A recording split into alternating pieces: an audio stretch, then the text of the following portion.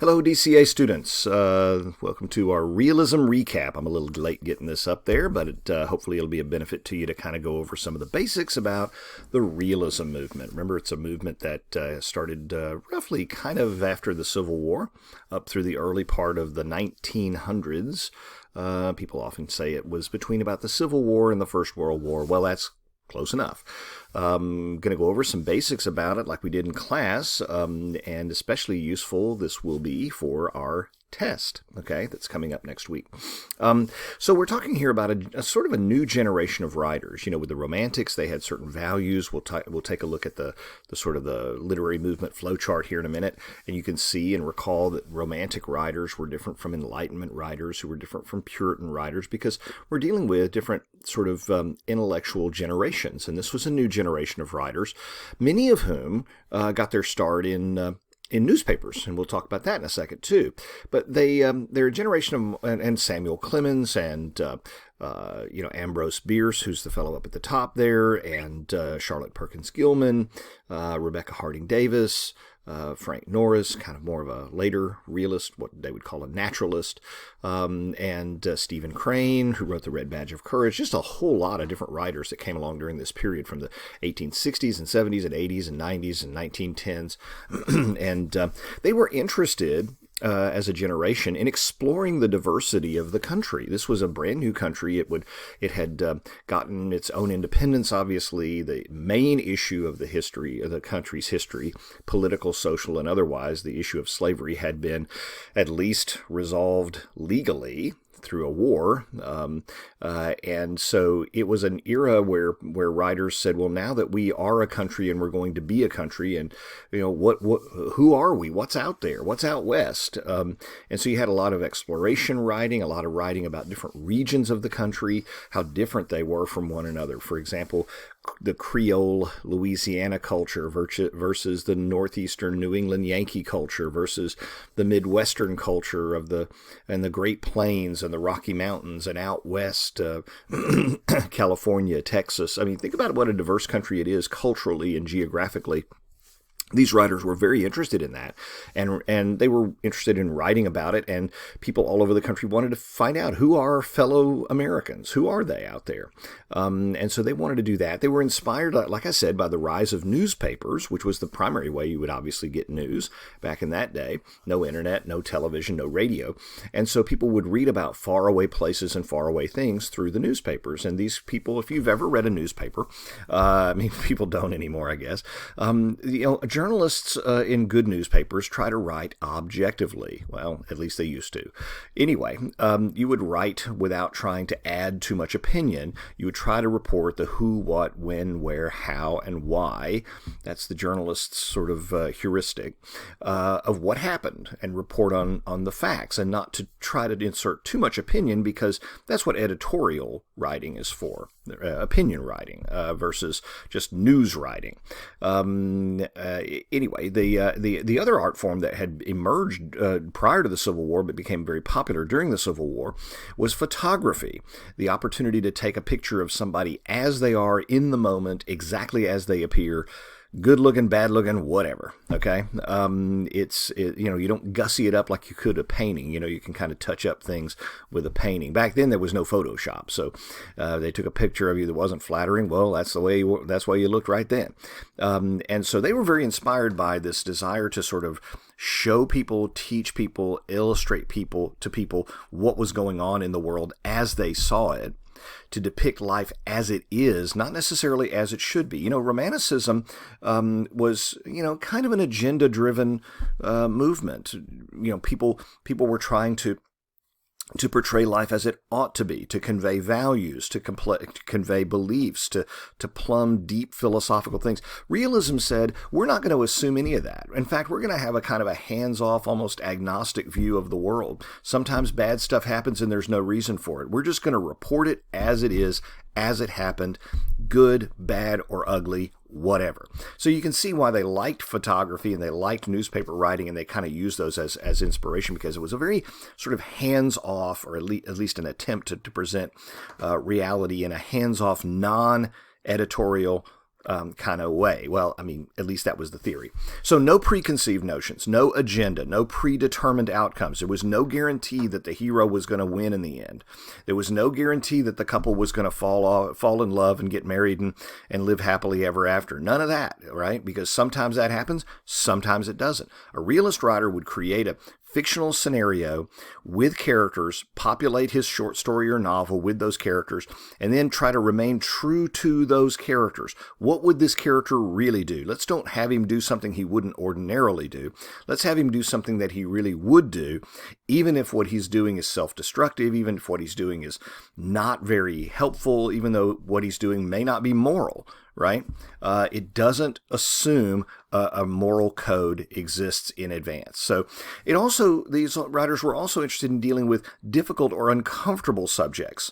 Things like mental illness or, greed and corruption. Unfair work practices. They wanted to go out and see workers and people the way they are. They wanted to accurately capture, like Twain does, people's accents, the way they really talked. They didn't want people to talk like they were, from some sort of Camelot, right? If he's a bricklayer or a carpenter, he's not going to talk that way. They didn't want to gussy up their language. They wanted people to talk the way those people would actually talk. And they didn't want to clean them up, if you would, and make them heroic and romantic and all these kinds of things. If your average fella down in Alabama who was a mule skinner spits on the ground and says cuss words, then that's the way they want to present him. So sometimes difficult, sometimes uncomfortable subjects, sometimes sort of rough around the edges, but they wanted to depict life as they really saw it. Because remember, they're going out into the country and they're fascinated with what's going on at the time. So they were seen as rejecting the values of the Romantic movement and of Victorianism. We'll talk a little bit more about Victorianism a little bit later on, but Victorianism in Britain was roughly about the same time period in the late 1800s, early 1900s, and it came with a whole set of social and moral standards and norms that these guys were not too keen on, but to some extent embraced. Okay, so here's our wonderful chart. I know it looks complicated, but hang with it. Okay, so remember, here's what I'm doing. Each down the left-hand side are our literary movements. Our literary periods: Puritanism, and the Enlightenment, Romantics, Realism. And across the top are our different topics. What did the Puritans think of nature? What did the Enlightenment think of man? What did the Romantics think of God? What did realists think about all of these different things? Let's run through it real quick, because it's really important for you to kind of let this sink in. The realists, what did they think of nature? Well, they were intent upon depicting nature and the natural world as it truly is. Not as some idealized place, not as some divine garden, but just as it is: good, bad, ugly. They don't attach any presuppositions or values to nature. Nature operates according to the dictates of necessity. Nature does what nature has to do. Okay? And realists kind of don't come in with it and say, well, I'm going to have, this particular natural event happen because God is going to direct it divinely to happen. Puritans would look at it that way. Realists would say, stuff happens and sometimes there's no reason for it. It just does. Human beings. How did realists view human beings? Humans are simply creatures struggling in a material world. They really don't invest human beings with any more significance than they give to each other. There is no notion, if you will. I'm not saying that realists were agnostics or atheists. I'm saying that realists, when they wrote fiction or poetry, or they were engaged in any other artwork, they wanted to look at human beings, not necessarily as spiritual creatures, as images of God. Instead, they wanted to look at them as creatures, just like any other creature, in a natural material world. How do they get by? How do they struggle? What are they subject to in terms of seeking to satisfy their needs like other animals? There's not the optimism about human nature that you see in the Romantic period at all. And that stands to reason, because they had just been through a civil war, and all these noble ideals that people had about human nature. No, humans are basically good. They had just lived through a civil war where they said, human beings are basically very brutal to each other. And so, there's nothing like a giant civil war with, hundreds of thousands of deaths and and injuries and things like this, and a country torn to pieces, to sort of put the tarnish on your view of human nature and make you feel like, well, maybe they're not that great after all. Maybe we're not so darn special. Maybe we're kind of pretty bad. In terms of God, it does not presuppose God's existence. The literary works do not have God intervene. God, if he exists, is simply a bystander in much of it. Again, that doesn't mean that realist writers were necessarily atheists or agnostics. It's just that in the worlds they create, there's no, generally, most of it, there's no active role for God in the literature. Unlike the Romantics, unlike the Puritans, a little bit more like the Enlightenment, but even the Enlightenment writers mostly presupposed a creator and designer God. Realism is just not interested in casting God as a character in any of their works. They just want to look at humans apart from God.